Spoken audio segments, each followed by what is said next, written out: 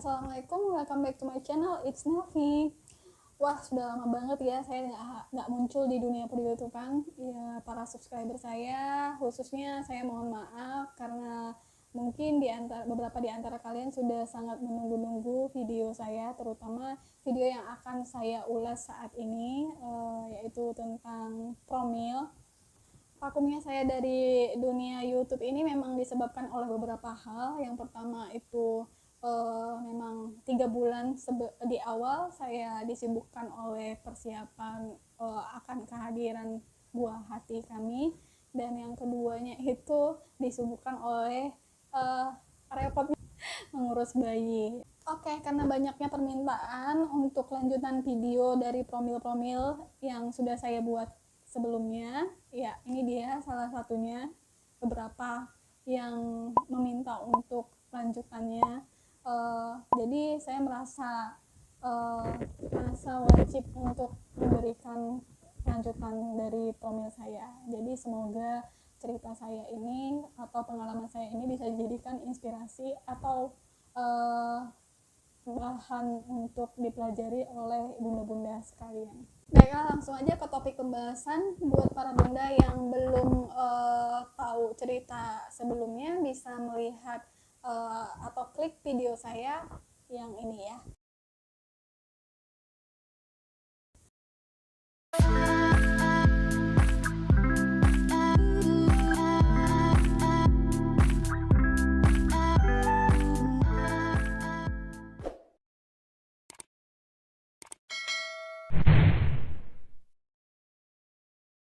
Nah, setelah saya ke dokter dan ke rumah sakit, dokter memutuskan untuk observasi dulu selama 1 minggu. Setelah saya diputuskan CAT, kemungkinan CAT gitu. Dokternya juga belum yakin sih saya CAT atau tidak, tapi sudah ada kantong kehamilan di sana, cuman dia belum yakin kantong kehamilan itu adanya di mana. Itu juga membuat saya bingung sih sebenarnya.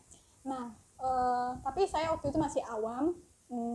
Jadi ya oke, saya terima aja keputusan dokter. Saya tidak pergi ke dokter-dokter lain untuk mencari second opinion dan yang lainnya, karena sesuai saran dokter untuk tidak mencari second opinion ke dokter yang sebelumnya, karena dia khawatir terjadi sesuatu yang seharusnya tidak terjadi, seperti itu. Kemudian selama masa observasi itu, di hari keesokannya itu masih keluar gumpalan-gumpalan darah seperti jelly.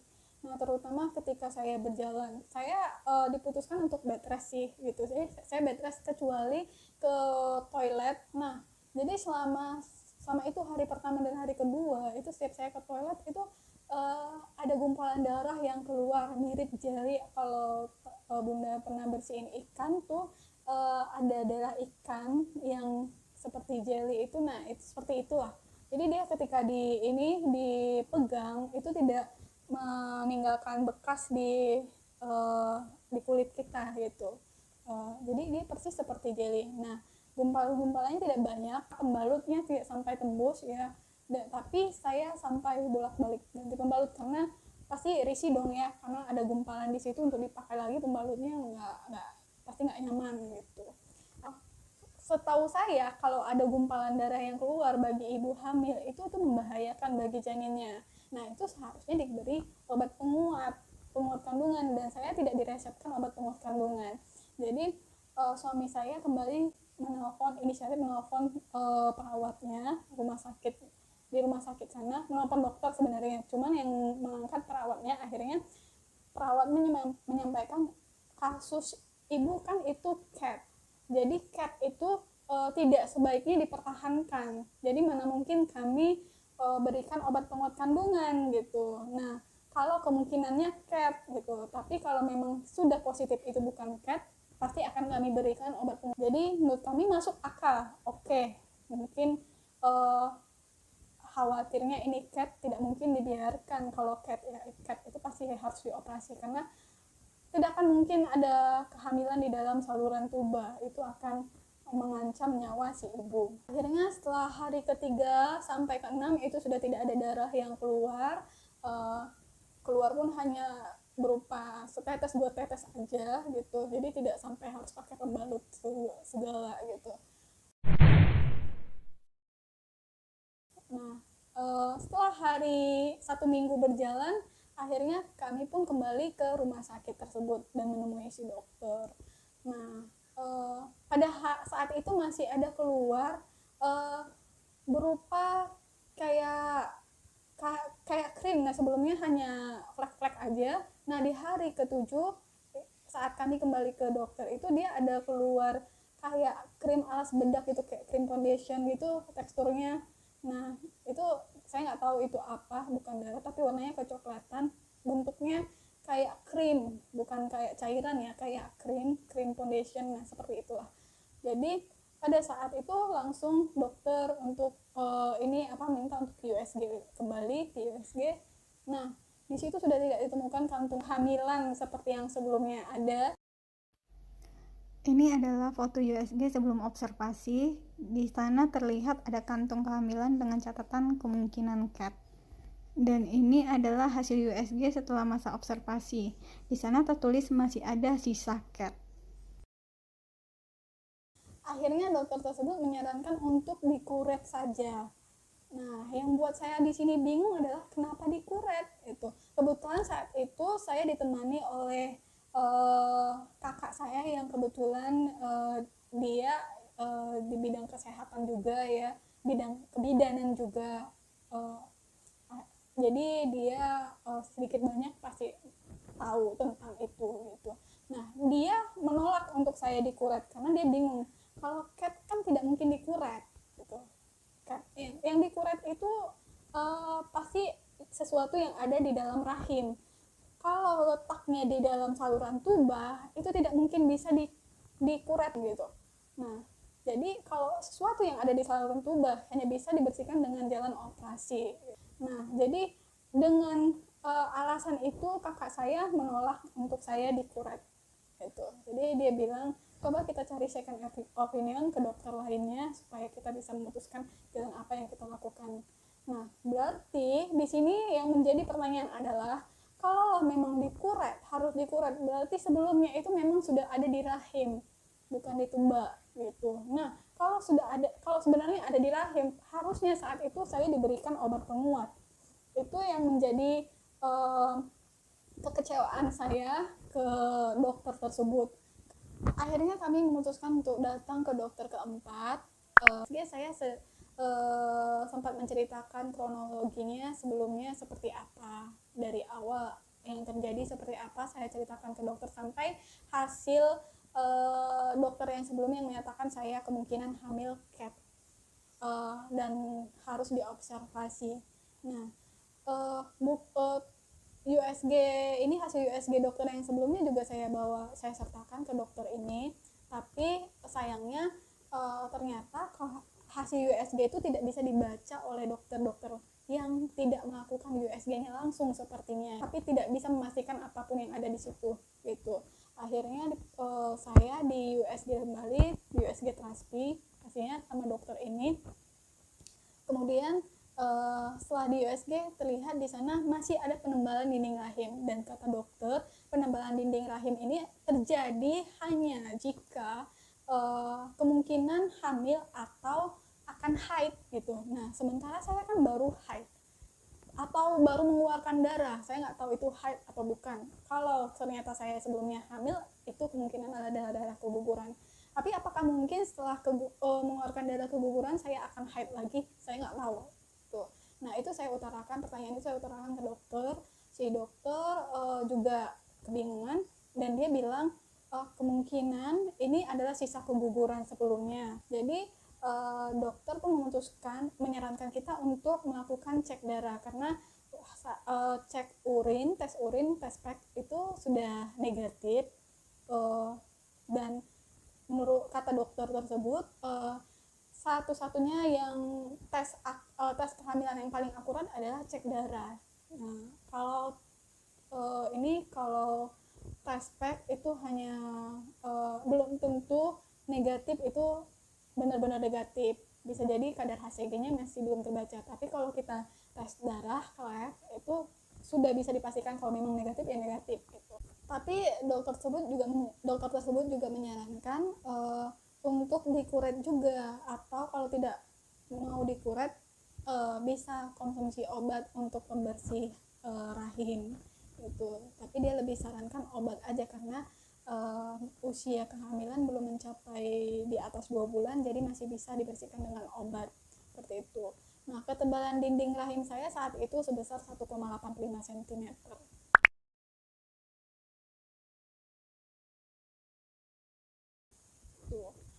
Dan akhirnya kami putuskan untuk tetap menjalani hari-hari seperti seolah-olah saya masih hamil. Jadi di situ ya saya bisa menjaga makanan juga, asupan makanan supaya makan yang sehat, terus makan teratur, lebih lebih baik lagi lah makanannya daripada hari-hari jika saya tidak merasa hamil gitu. Jadi saya lebih aware gitu loh.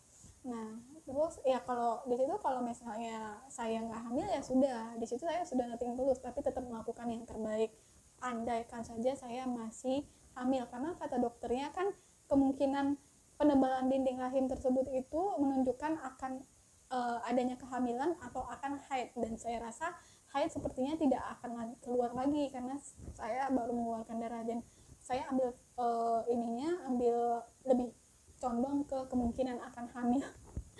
Nggak apa-apa lah ya menghayal gitu, karena ini pengalaman pertama saya dinyatakan hamil setelah 2 tahun pernikahan. Jadi ini saya masih sangat excited gitulah ceritanya. Setelah beberapa hari berlalu, seminggu atau 2 minggu kemudian ya, saya nggak tahu perhitungan haid keberapanya lagi, karena haid yang sebelumnya kan sudah telat dan sudah acak-acakan, saya nggak ngerti lagi hitungnya dari mana. Akhirnya saya mengalami flek.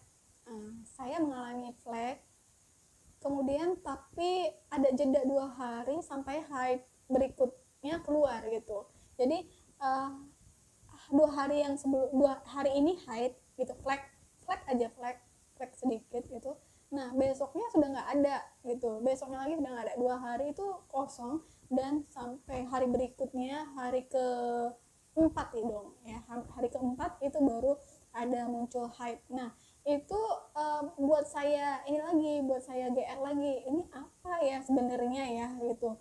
Saya tuh nggak pernah seperti ini gitu. Biasanya kalau flek pagi paling malamnya keluar, kalaupun kosongnya paling nggak nyampe berhari gitu. Ini ada kosong 2 hari kan, jadi saya GR lagi nih, ini kenapa ya kira-kira ya, apa jangan-jangan yang sebelumnya itu implantasi dan darah yang keluar sekarang adalah darah-darah awal keguguran seperti itu. Nah, saya kan jadi wanti-wanti karena pengalaman sebelumnya itu kan yang tadinya saya kira haid ternyata adalah itu darah keguguran gitu. Jadi akhirnya saya dan suami memutuskan untuk cek lagi ke dokter, tapi kami putuskan untuk cari dokter wanita aja gitu. Kami ngerasa kayaknya lebih nyaman sama dokter wanita seharusnya, karena saya wanita kan, jadi sebaiknya ke dokter cewek lah gitu. Dan akhirnya ketemulah dengan dokter ini. Nah, begitu ketemu ternyata nih dokter seperti yang saya khawatirkan, nih jutek banget, asli jutek banget. Jadi begitu masuk, ya kenapa, keluhannya apa, lalu saya menceritakan semua keluhan saya dari A sampai Z, dari mulai yang saya dinyatakan hamil, terus gejala-gejala yang saya alami. Nah, si dokter menyimpulkan bahwa saya kena kehamilan palsu, sindrom hamil katanya. Kamu kena sindrom hamil nih katanya. Jadi itu kehamilan palsu, bukan hamil, kamu bukan hamil. Dia dengan sebegitu tegasnya mengatakan itu. Nah, itu sangat membuat saya ngedrop ya. Waduh, ternyata selama ini sindrom gitu kan. Jadi apa yang ternyata selama ini dokter salah periksanya gitu, dokter yang sebelumnya salah gitu. Jadi akhirnya dia pun jadi gimana nih, mau di USG? Ya iya dong Bu, masa iya cuma konsultasi doang, ngapain gitu, periksa dong, jadi bisa jelas hasilnya seperti apa, jadi nggak hanya sepertinya seperti itu. Akhirnya di USG, tapi USG abdomen. USG perut itu nggak langsung ke dalam. Nah itu juga buat saya, loh kok USG ini sih, karena kan USG perut itu hasilnya nggak maksimal dibanding USG transpi. Nah di situ dokter melihat masih ada ketebalan dinding rahim, tapi dia nggak mau sebut ketebalannya berapa. Jadi saya sudah coba tanyakan ketebalannya berapa, dia masih bilang normal, normal, normal. Saya tanya berapa dok? Terus pokoknya normal lah, dia nggak mau sebutkan berapa ukurannya. Nah itu bikin saya jengkel juga ya. Nah akhirnya ya sudahlah, kami pun pulang dengan hati yang sangat kecewa, hati saya terutama ya. Saya jujur sangat kecewa waktu itu. Saya pulangnya dari sana langsung keluar dengan sangat derasnya. Mungkin itu pemicu stres juga kali ya, nggak tahu saya apa, atau karena sugesti juga, wah ini ternyata bukan hamil, akhirnya dia keluar semua gitu.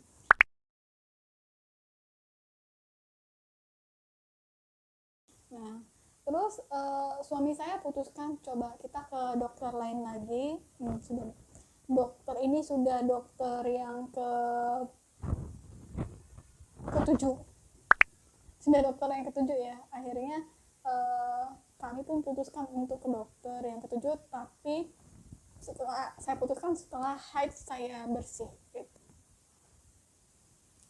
Setelah haid saya bersih, akhirnya kami datang ke dokter.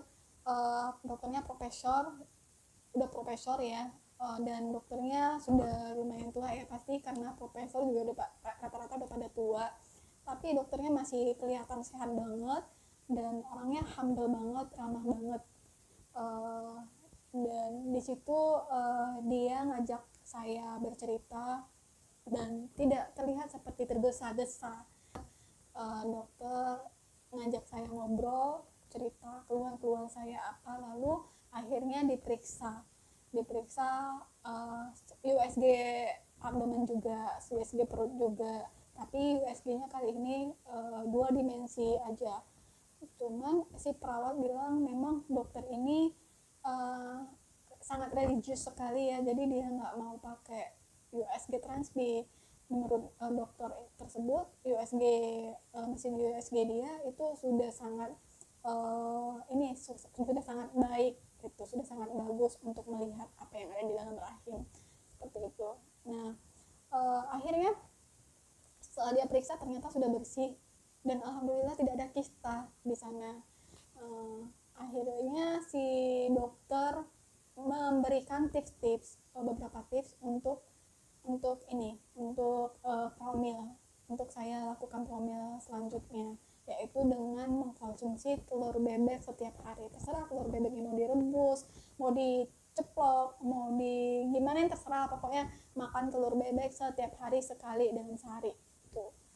Nah pulang dari dokter tersebut, 2 hari kemudian saya, setelah itu kan sudah bersih ya. Nah tapi itu hari ke-7, tapi 2 hari kemudian, hari ke-9 itu saya mengalami haid lagi, dan itu membuat saya bingung ini apa sebenarnya gitu. Hari ke-9 dan 10 saya mengeluarkan darah haid lagi, dan itu lumayan banyak gitu. Jadi itu membuat saya panik juga, dan tapi hari ke-11 sudah bersih, tapi tetap saya positive thinking, saya mau coba promil. Dokter waktu itu menyarankan untuk tidak hamil dulu, setelah 3 bulan baru lakukan ini, boleh berusaha untuk hamil gitu. Tapi kami tetap kekeh, enggak, saya mau coba hamil lagi. Ya wallahu a'lam ya, nanti apa yang terjadi terjadilah gitu. Tapi kami sudah putuskan kalau Allah berkehendak pasti itu. Agak bandel memang ya, tapi itulah yang terjadi. Nah kali ini saya melakukan promil dengan beberapa cara ya. Ini ini adalah bahan-bahan yang saya siapkan untuk promil saya selanjutnya. Nah, bagaimana saya menjalankan promil tersebut saya akan jelaskan di video berikutnya ya. Insya Allah saya akan berusaha menepati janji saya, dan bagaimana apakah berhasil atau tidak di situ juga saya akan ceritakan. Baiklah, karena durasinya sudah cukup panjang, kita akhiri dulu sampai di sini. Kita ketemu lagi di next video, insya Allah. Terima kasih sudah menonton video ini sampai habis. Buat yang belum subscribe, jangan lupa subscribe dan klik tanda loncengnya supaya bisa update video-video terbaru dari saya. Dan jangan lupa like dan komennya juga ya. Oke, see you. Dah, assalamualaikum.